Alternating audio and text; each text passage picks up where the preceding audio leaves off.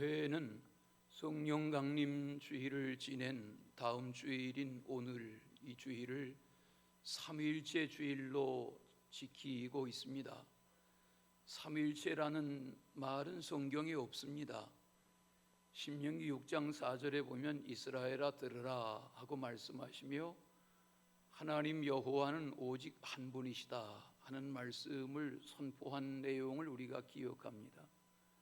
하나님이 누구신지, 또 하나님이 어떤 분이신지, 또 우리가 아는 대로 하나님과 예수 그리스도와 성령의 관계는 어떠한 것인지, 이 질문 앞에 대답을 찾아가는 그런 성경의 말씀들을 바탕으로 해서 하나님을 표현하는 표현 중에 삼위일체 하나님, 이렇게 표현하는 신학적인 표현이 오늘 우리의 신앙의 바탕이기 때문에 그렇습니다.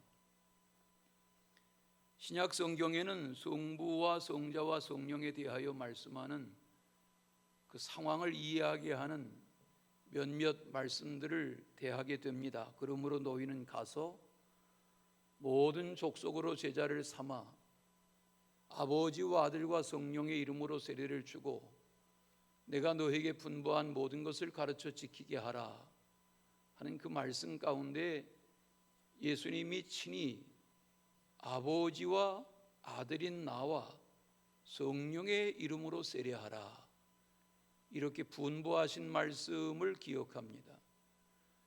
사도 바울은 고린도 두 번째 편지, 고린도 후서인 그 편지의 마지막 장인 13장의 마지막 구절에서 주 예수 그리스도의 은혜와 하나님의 사랑과 성령의 교통하심이 여러분에게 함께 있기를 바랍니다 하는 표현으로 편지를 마무리한 것을 봅니다.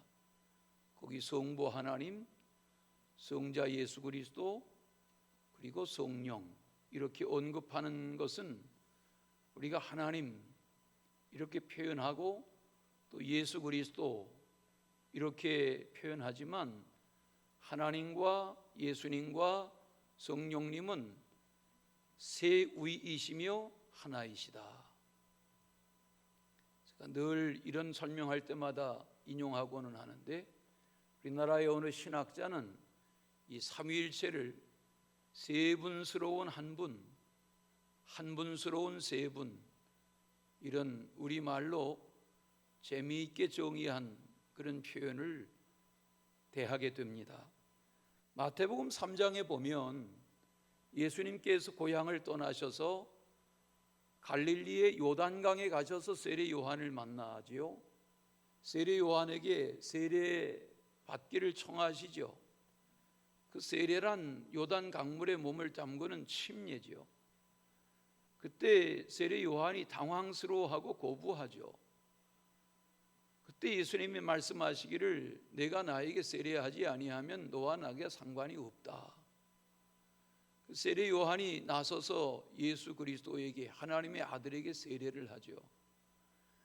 요단 강물에 세례라는 것이 물속에 잠그는 건데 물속에 잠긴다는 것은 죽음이고 물속에서 다시 올리는 것은 다시 사는 건데 침례인 세례를 받고 그 요단강에서 물에서 육지로 올라오실 때에 하늘 문이 열립니다.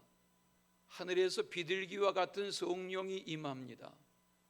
그리고 하늘 위에서 하나님이 말씀하시죠. 이는 내 사랑하는 아들이요 내 기뻐하는 자라.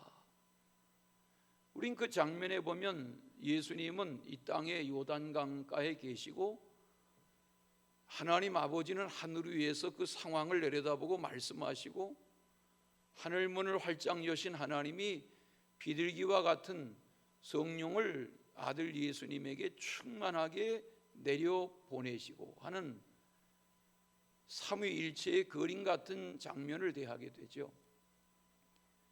기독교 미술을 그린 많은 화가들의 작품 중에 이 장면, 지금 설명을 드리는 예수 그리스도가 세례를 받으시는 이 장면을 묘사한 그런 기독교 성화는 수도 없이 많습니다. 왜? 대단히 의미 있는 그런 예수님의 생애의 한 장면이기 때문에 그렇습니다. 오늘 로마서 8장을 묵상하실 텐데 이 짧게 읽은 본문 안에도 하나님, 또 예수 그리스도, 성령 이런 표현들이 다 들어 있습니다. 로마서 8장의 꽃과 같은, 이 로마서 전체의 꽃과 같은 이 8장의 말씀은 육신을 따르는 자의 생활, 또 성령의 인도하심을 따르는 자의 생활이 분명하게 구분되는, 하나님의 자녀로 하나님을 믿는다는 것이 무엇인가 하는 것에 대해서 논리정연하게 교훈하시는 말씀을 접하게 됩니다. 하나님이 사람의 몸을 입고 이 땅에 오셨습니다. 그분이 예수님이시죠. 인간에게는 다 죄가 있습니다. 욕망이 있습니다. 배고프면 먹고 싶고, 졸리면 자고 싶고, 또 이성에 대한 욕심, 물질에 대한 욕심, 이런 욕심들이 다 육신 속에 있습니다. 그러나 우리와 같은 육신을 가지고 이 땅에 오신 하나님의 아들 예수님은 우리와 같은 이 욕심에 갇혀 사신 분이 아니라 그분은 죄가 없으신 분이셨습니다. 그분은 하나님이셨습니다. 우리가 예수님을 믿는다는 것을 사도 바울은 이 로마서의 편지에서 이 8장에서 다양하게 교훈합니다. 오늘 본문으로 읽지는 못하셨습니다마는 로마서 8장을 펼쳐가지고 계시면 10절을 먼저 잠깐 보겠습니다. 10절. 또 그리스도께서 너희 안에 계시면 몸은 죄로 말미암아 죽은 것이나 영은 의로 말미암아 살아있는 것이니라. 그 다음 11절에 보면 아들 예수 그리스도를 죽은 자 가운데서 살리신 하나님의 영이 하나님을 믿는 자, 하나님을 믿는 우리 각 사람 안에 거하여 우리의 죽을 몸도 살리신다. 이렇게 깨우쳐 줍니다. 이것을 사도 요한은 요한복음을 쓰는 그 첫 시작에서 요한복음 1장 12절입니다. 이렇게 깨우쳐 주었습니다. 영접하는 자, 곧 그 이름을 믿는 자들에게는 하나님의 자녀가 되는 권세를 주셨으니, 지금 로마서에서 가르치려고 하는 바울의 가르침을 복음서에서 요한은 하나님의 자녀가 된다는 말이 무엇이냐 하는 것을 그렇게 설명해 준 것입니다. 하나님의 자녀가 되려면 어떻게 해야 된다고요? 영접해야 된다고요. 영접하는 자, 곧 그 이름을 믿는 자. 그러니까 하나님의 자녀의 권세를 누리고 얻으려면 예수 그리스도를 내가 구주로 영접해야 할 뿐만 아니라 예수 그리스도의 그 이름의 권세를 믿어야 합니다.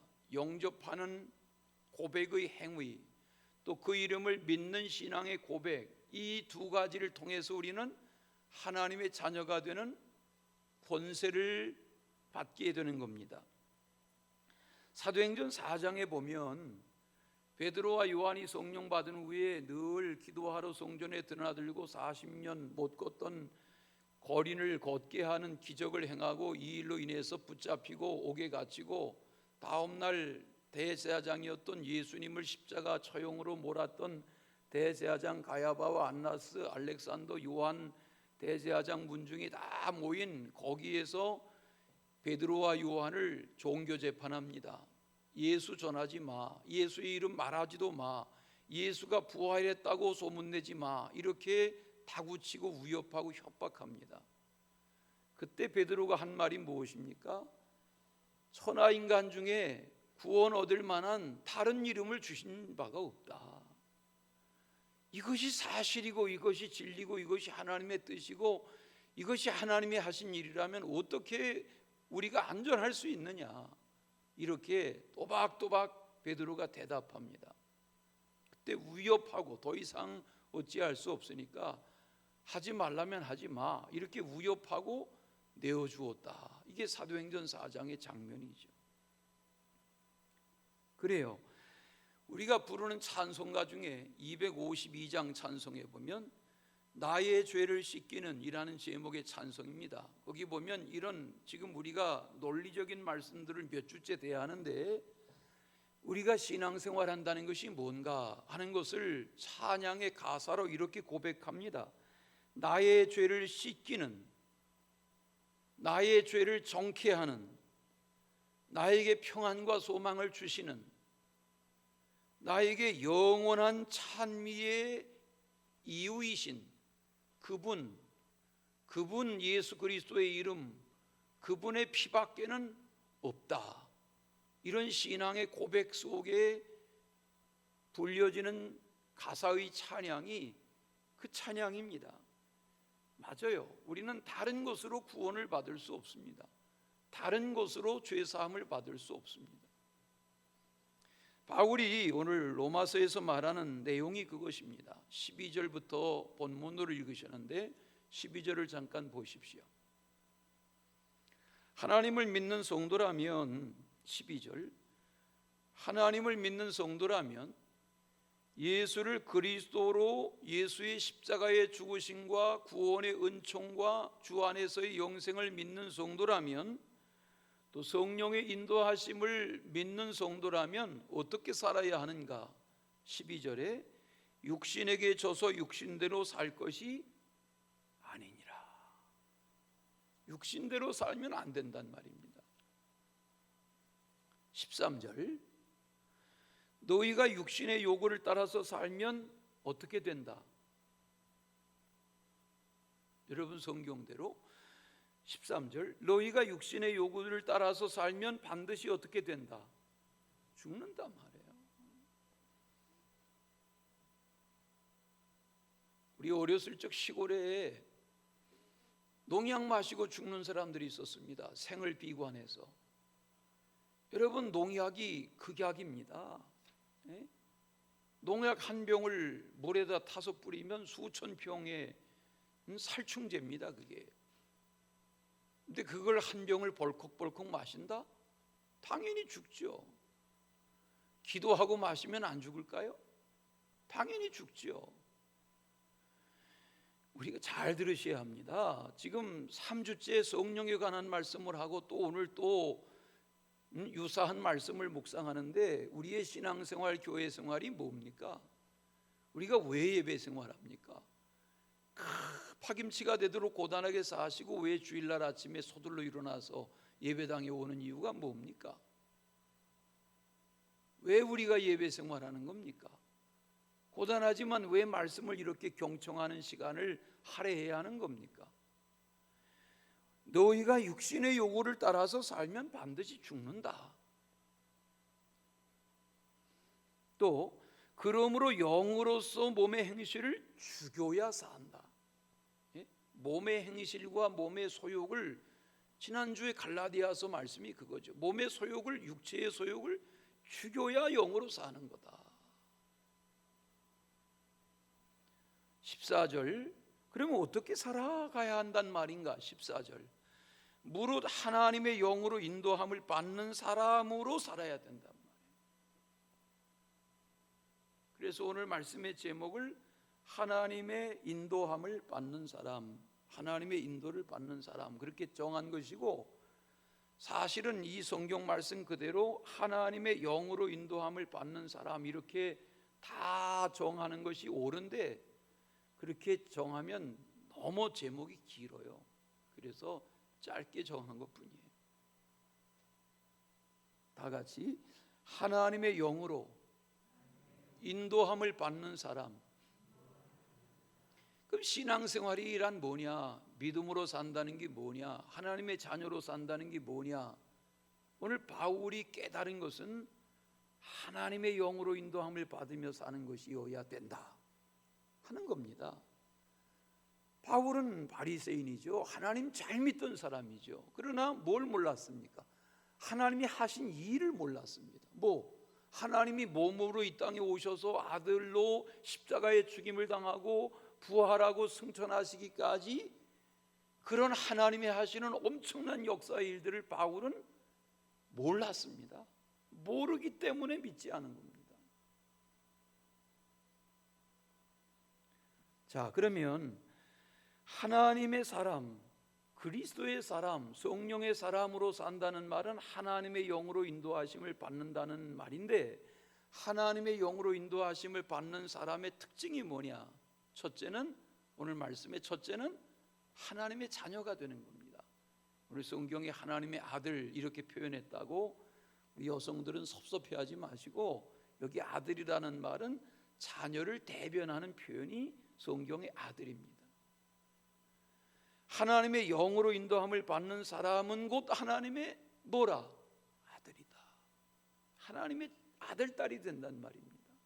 그러면 하나님의 아들, 딸이 되는 길은 내 선택이 아닙니다. 하나님의 영의 인도함을 받을 때 하나님의 자녀가 되는 것입니다. 아멘. 누구의 아들, 딸로 태어나느냐, 어느 가정의 아들, 딸로 태어나느냐 하는 것이 대단히 중요한 거지만 내 선택이 아니잖아요. 가상해 봅시다.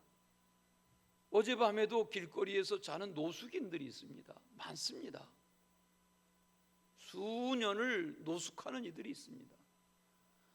노숙하는 한 여성이 노숙하는 한 남성을 통해서 임신을 하고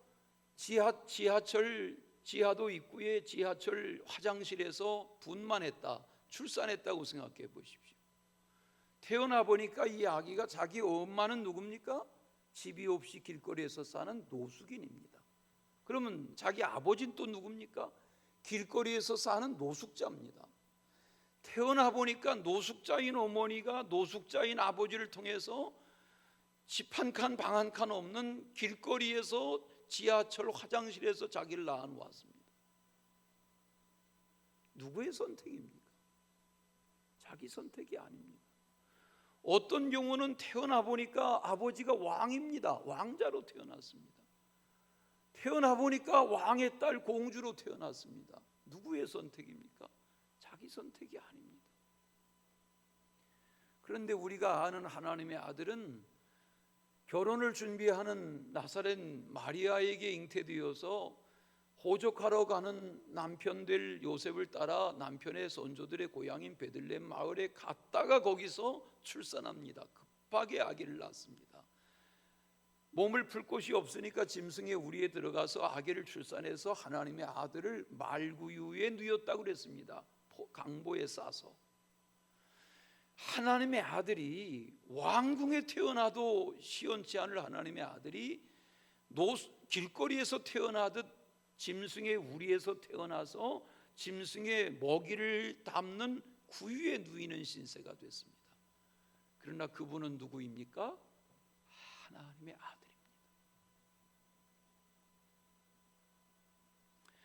하나님의 아들인 예수님은 이 땅을 사시면서 한 번도 하나님을 하나님이라고 부른 적이 없습니다. 늘 예수님은 성경을 관찰해 보시면 예수님은 늘 하나님을 아버지라고 불렀지 여호와라고 부른 적도 없고 주님이라고 부른 적도 없고 하나님이라고 부른 적도 없습니다. 왜?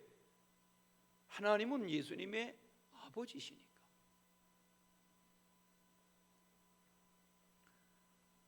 지금 미얀마라는 나라가 우리 몇 년 전에 가을 집회에 미얀마 선교사님이 와서 여러 날 가을 부흥회 한 적이 있습니다. 미얀마라는 나라는 1960년대에 세계의 쌀 수출 1위 국가였습니다. 엄청난 천연의 자연입니다. 지금은 소득이 평균 GNP가 1,400달러밖에 안 됩니다. 거기는 또 작은 소수민족들 간의 갈등이 심합니다. 로힝야라는 부족은 200여만인데 100여만이 다 이렇게 저렇게 국경을 떠나고 죽임당하고 학살당하고, 지금 이 로힝야족은 로힝야족이라는 이유 때문에 인종 청소, 인종 학살을 당합니다. 100여만 정도 남아있다고 그럽니다.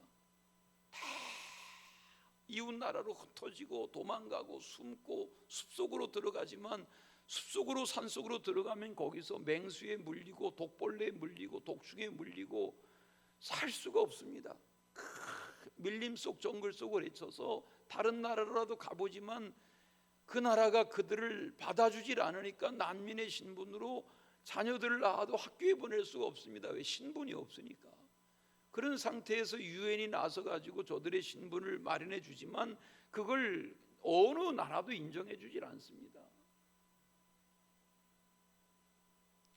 영국의 식민지, 일본의 식민지를 거친 적이 있고 지금은 장기 군사 독재 정부가 거기 요즘 뉴스에 나오는 군대라는 게 군대가 아닙니다. 나라의 군사 독재자를 위해서 충성을 맹세한 사조직의 무기를 든 무장 단체입니다. 저들이 무차별 백성들을 다 학살합니다. 거기도 기업이 있고 산업이 있지만 나라의 중요한 에너지 산업이나 중요한 산업을 다 독재자가 가지고 있습니다. 백성들은 피폐합니다. 그런 여건에 더군다나 내정 불간섭이라는 국제관계 때문에 어느 나라도 감히 못 나서고 유엔도 감히 함부로 어떻게 못합니다. 그런 저들 속에 요즘 우리가 출애굽기를 대하는 대로 모세와 같은 하나님이 되신 강력한 지도력이 세워져서 저 땅을 평화의 땅, 자유의 땅, 민주의 땅, 복음의 땅, 은혜의 땅으로 변화시킬 수 있는 날이 온다면 얼마나 놀라운 감사이겠습니까?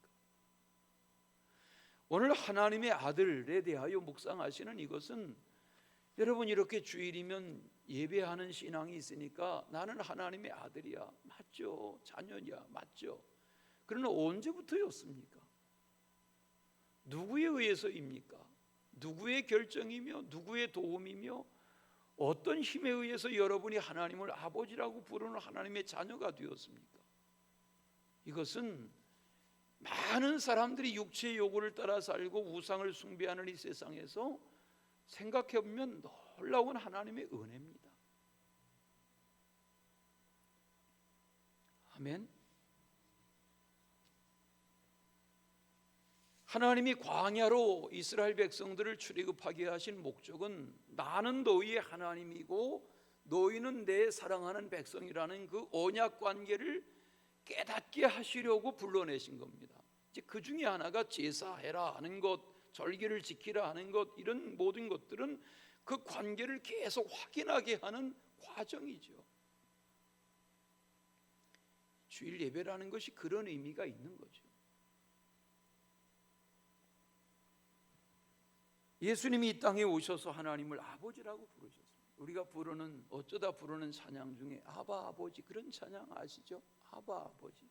그 가사에 보면 아바 아버지 나를 안으시고 나를 바라보시고 아버지입니다. 그 뒤에 보면 나를 도우시고 나에게 힘을 주시고 아바 아버지. 계속 아바 아버지라 부르며 반복해서 이런 찬양을 부릅니다.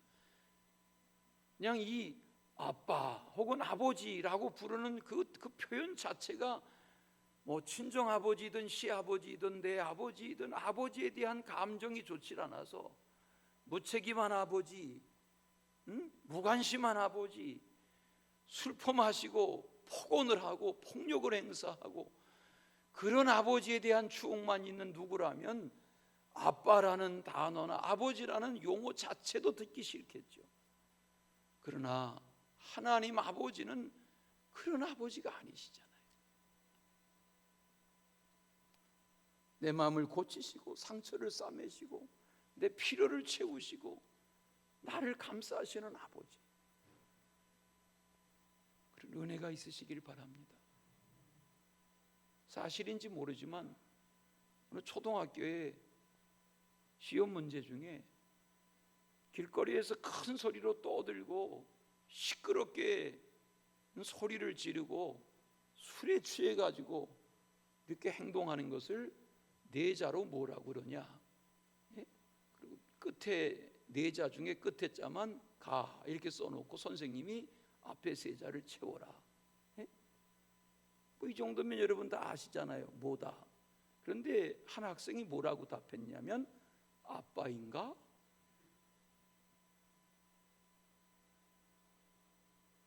예? 고성방가 이렇게 써야지 맞는데 아빠인가? 이렇게 썼단 말이에요. 선생님은 여기 점수를 줬겠어요? 안 줬겠어요? 안 줬겠죠. 그러나 사실은 맞아요, 안 맞아요? 지 아빠가 그런 아빠니까.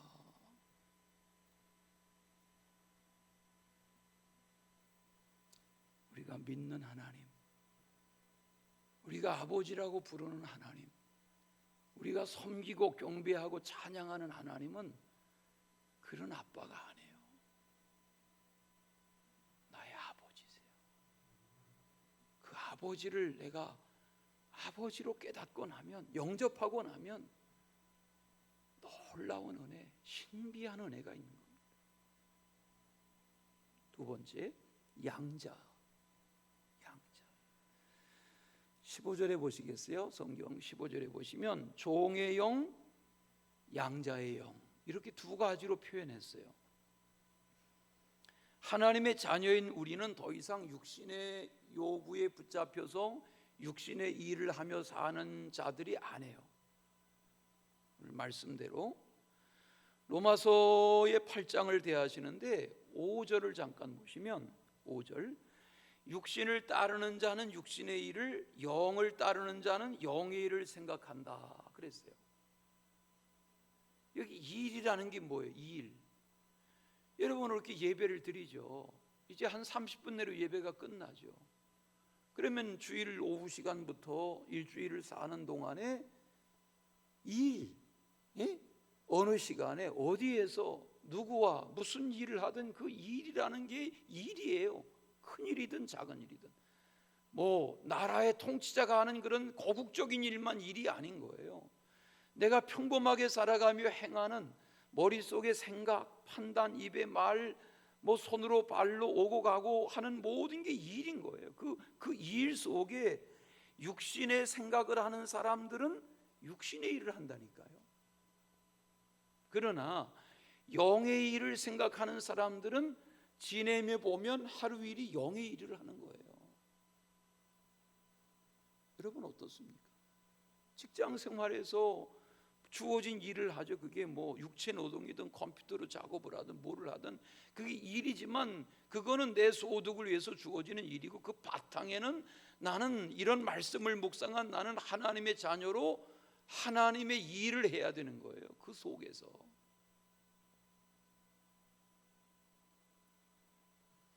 6절, 로마서 8장 6절, 육신의 생각은 뭐라고요? 사망. 반대로 영의 생각은 뭐라고요? 생명과 평안. 그 육신의 일이라는 것은 육신의 생각 속에 살기 때문에 육신의 일을 하게 되는 거고, 그 결과는 사망이라니까요. 반대로 성령의 일을 하는 사람은 성령의 생각 속에 살아가기 때문에 그 삶이 생명, 영생으로 이어지고 평안으로 이어지는 거란 말이죠.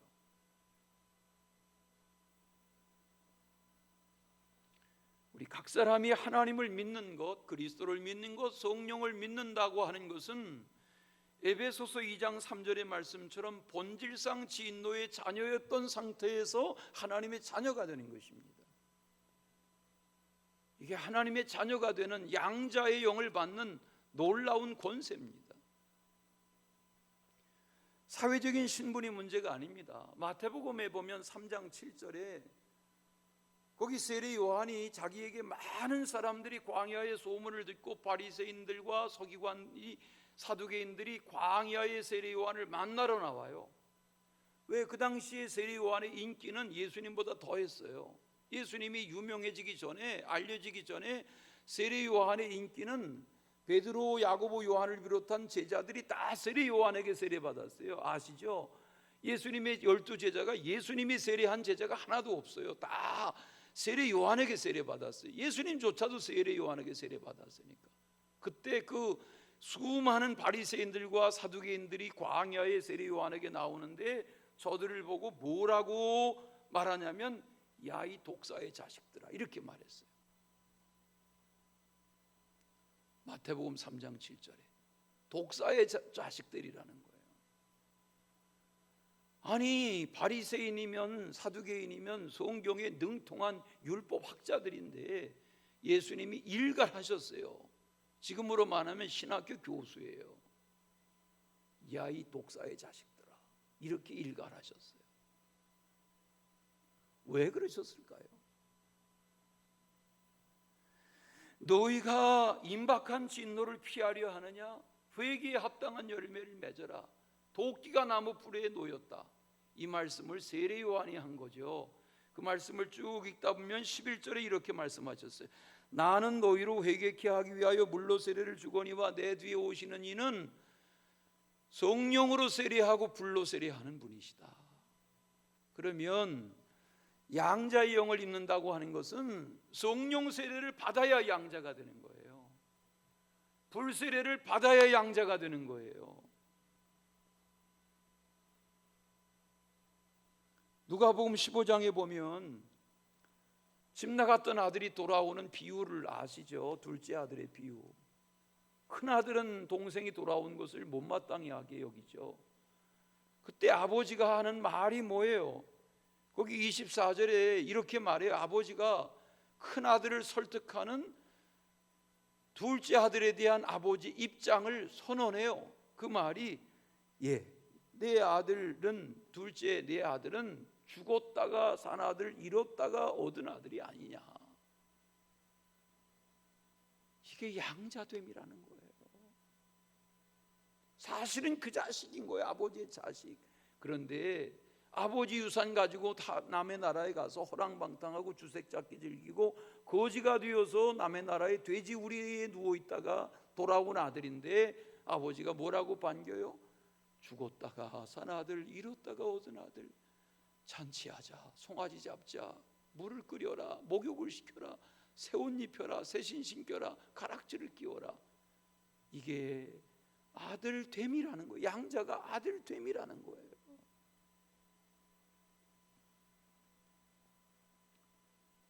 오늘 말씀에 아빠 아버지라는 표현이 여기 나오잖아요. 예? 오늘 말씀에 아빠 아버지라 부르는 거다. 누가? 양자가. 아버지가 아닌데, 나는 감히 저분을 아버지라고 부를 수 있는 신분이 아닌데 그분이 나에게 완벽한 아버지의 은혜를 베푸시며 내가 내 아버지야. 그분은 필요 부족이 없는 아버지. 그분을 아빠 아버지라고 부르는 거죠. 다 같이 아빠 아버지, 아빠 아버지, 네, 아빠 아버지라 부르란 말이에요. 한 20년은 된 것 같습니다. 필라델피아 목회하며 공부할 때 한 번은 지나가는데 한인 방송이 있어요. 한인 방송에서 이 찬양이 나와요. 처음 들어봤어요. 그 필라델피아 기독교 방송이 있었는데 거기서 이 찬양이 나와요. 아버지 사랑합니다. 아버지 찬양합니다. 처음 들어봤어요. 이런 찬양이 있네. 그래서 흥얼흥얼 따라 부른 찬양이, 배운 찬양이 이 찬양이었어요. 아버지 사랑합니다. 아버지 찬양합니다. 경배합니다. 예수님 사랑합니다. 성령님 사랑합니다. 그런 가사예요. 우리 한번 불러보시겠어요? 아버지 사랑합니다. 아버지 경배합니다. 아빠 하고 찬양하는 거죠.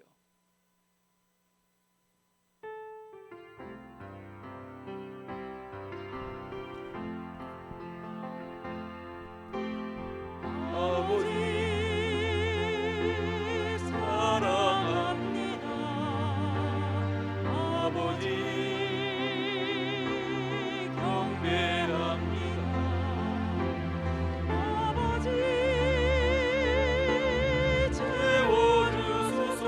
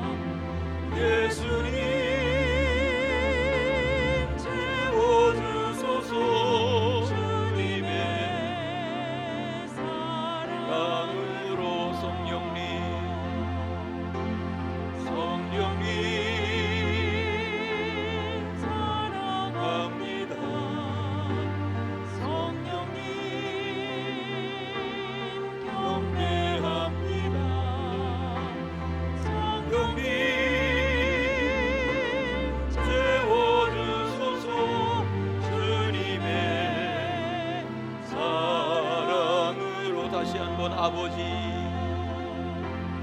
아버지 사랑합니다.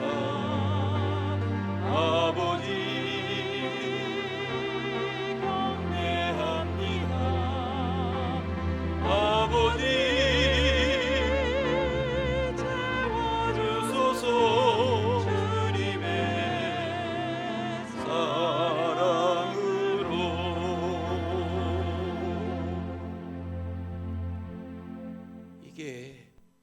이게 아무나 부를 수 있는 찬양이 아닙니다. 양자의 영을 입은 자녀의 권세, 아들, 딸의 권세, 구원의 감격, 영생의 은총, 천국 백성의 소망, 이게 분명한 이들이 아니면 이런 찬양 부르지 않습니다. 부를 이유가 없습니다. 내가 하나님의 자녀의 권세를 덧입었다, 이 감격이 있으시기를 축원합니다. 마지막은 상속자에 대하여 말씀하셨어요. 예전 성경에는 후사라 그랬어요. 여기 상속자라는 것은 아버지의 것이 다 내 것이다, 그 말이에요. 예? 아버지가 너무 부자인데 내가 아들 하나예요, 하나, 딸 하나예요. 그러면 아버지의 그 부에 대한 것이 너무 의지가 되면 그런 환경에서 자라나는 자녀가 밤을 새워 공부하고 열심히 노력하고 이렇게 할 가능성이 별로 없죠. 네? 아버지의 재산이 평생 일구어도 일구기 어려운 어마어마한 국제적인 재산이다, 고국적인 재산이다. 그런 경우에 정신을 차려서 아버지 때의 그런 위협을 잘 이어간다는 것이 어쩌면 쉽지 않을 수도 있죠. 근데 우리는 여기 상속자 이렇게 말하니까 되게 이런 물리적인 거로 설명하게 되는데, 여기 상속자의 영광이라는 것은 그런 정도의 영광을 말하는 게 아닙니다. 상속자의 영광은 죄로 인하여 죽을 수밖에 없는 우리가 예수 그리스도로 인하여 하나님의 아들이 된 이 상속자의 영광, 이것은 부활의 영광, 구원의 영광, 영생의 영광, 이 영광이기 때문에 그런 경제적인 뭐로 설명하는 그런 정도의 상속이라는 표현으로 퇴색되는 것입니다. 오늘 이 묵상을 잘 이해하시고, 맞아, 나는 하나님의 아들, 딸이요, 하나님의 자녀요, 하나님의 상속의 영광, 부활의 영광, 영원한 영광, 구원의 영광, 대속의 영광, 죄사함의 영광을 누리는, 나는 상속자의 영광을 누리는 자다, 이런 믿음이 분명하신 그런 은혜가 있으시기를 축원합니다. 그 말씀하시는 겁니다. 이 상속자의 영광은, 여러분, 우리가 남의 집에 가면 주는 차 마시고 주는 과일 먹지 함부로 그 집 냉장고 못 열잖아요. 예? 나는 차 싫어요, 나 아이스크림 주세요, 그리고 냉장고 뒤지는 사람은 이상한 사람이죠. 여러분, 자녀이기 때문에 아버지 집에, 어머니 집에 냉장고 문을 하루에 10번 100번 열고 닫는 거 아닙니까? 냉장고 문을 열고 닫는 관계가 되면 그 관계가 괜찮은 관계 아닙니까? 예를 드는 겁니다. 그 정도의 관계가 아닙니다. 여기 상속자의 영광이라는 것은 해와 달과 별들과 우주 만물 삼라만상, 하늘의 새, 땅에 기고 달리는 짐승, 물속의 물고기, 눈에 보이지 않는 미물에 이르기까지 이 광대무변한 이 우주 창조 질서의 근본이신 창조자 하나님, 내 삶을 인도하시는 하나님의 자녀가 되는 상속자의 영광, 이것이 부활의 영광이며 영생의 영광이며 하나님의 나라의 자녀로 사는 영광이란 말입니다. 아멘.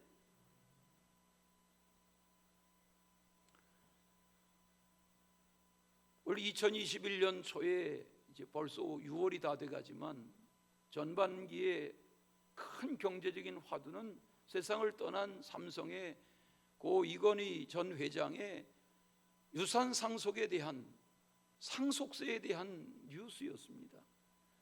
26조 재산의 상속 중에 12조 이상이, 제가 26조라고 잘했나, 26조 이상의 상속 중에 12조의 상속세를 내야만 했습니다. 여러분 아무리 부자라도 현찰로 12조를 동원하는 게 쉽습니까? 그러다 보니까 아버지 이건희 회장 때 이분이 미술 애호가여서 어디 뉴스에는 16,000점, 어디 뉴스에는 13,000점, 어디 뉴스에는 23,000점 이렇게 만점의 차이가 나던데, 여하튼 수만 점의 미술품을 아버지가 남겼는데 또 남기고 돌아가셨는데 그 남긴 미술품을 국가에다가 세금으로 대신 냈습니다. 그게 이번에 국립중앙박물관을 비롯한 전국의 도시의 박물관에 이제 보관이 되고 하는데, 그 중에는 뭐 한 작품의 가치가 어마어마한 것들도 있고 그 미술품의 작품의 가치만도 세금을 3조를 대신하는, 우리 교우들은 항상 스케일이 있어서 이런 설명을 해도 그냥 덤덤하신데 예?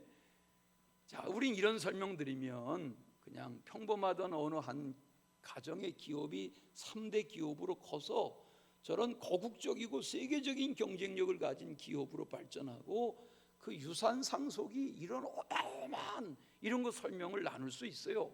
그런데 하나님의 자녀의 상속의 영광이라는 것은 삼성가의 그런 정도와 비교할 수 없는, 그게 상속의 영광이라는 겁니다. 이 정도가 되면 어깨에 다 훅가시를 넣으시고, 그거는 훅가시라고 해야지 실감이 나니까 어깨에 훅가시를 넣으시고 삼성가 부러워하지 마시고, 맞아, 나는 하나님의 자녀의 상속의 영광이 있다, 소망을 가지시기를 축원합니다. 하루를 살아도.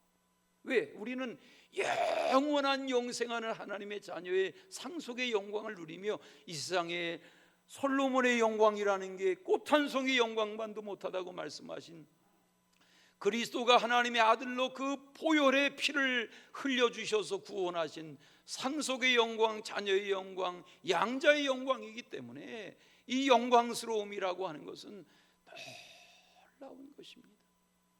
그래서 또 찬양하는 것입니다. 아버지, 찬양하는 겁니다. 승리하는 나날 되시기를 축원합니다. 사랑의 주 하나님 아버지, 우리에게 그런 은혜 주시옵소서.